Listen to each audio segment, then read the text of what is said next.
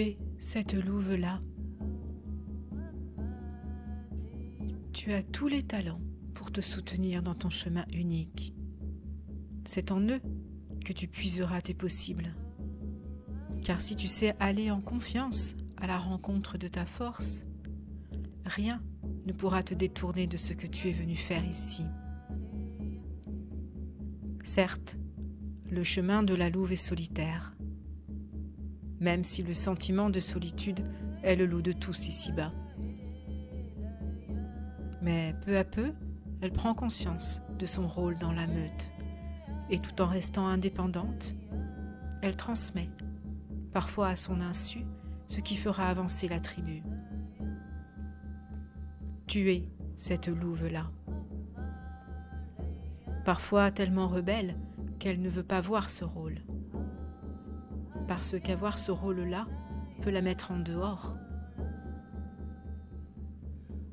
Toutes les louves qui s'éveillent et se rencontrent font face à la blessure de se sentir douloureusement seule.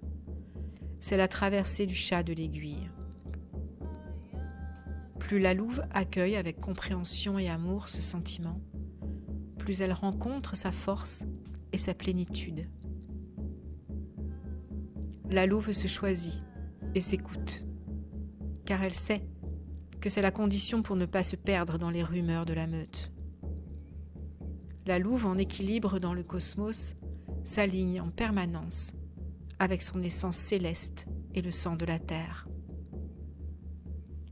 Les deux sont nourriture indispensable au rayonnement de son cœur.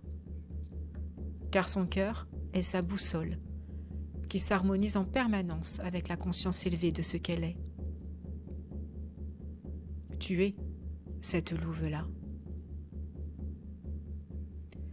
Quelles que soient les conditions extérieures, la louve apprend à se remplir d'amour, à sa propre source, pour accompagner celles et ceux qui n'ont pas encore trouvé la leur. Le chemin est parfois rude, mais elle apprend qu'après chaque traversée de chaos, un soleil encore plus lumineux se lève. Sa vulnérabilité participe au rayonnement de sa puissance, car plus elle traverse les vents glacés, émotionnels avec courage, plus elle se renforce avec douceur et humilité.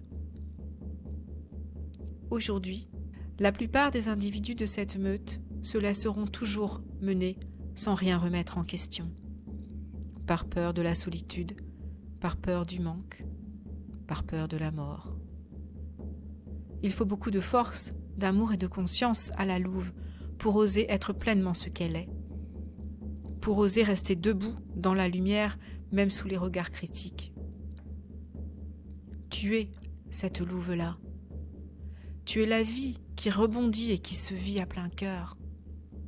La solitude, elle, n'est qu'une illusion de séparation, car les louves, reliées entre elles par les voies virtuelles, se tiennent par la main, toujours, inlassablement.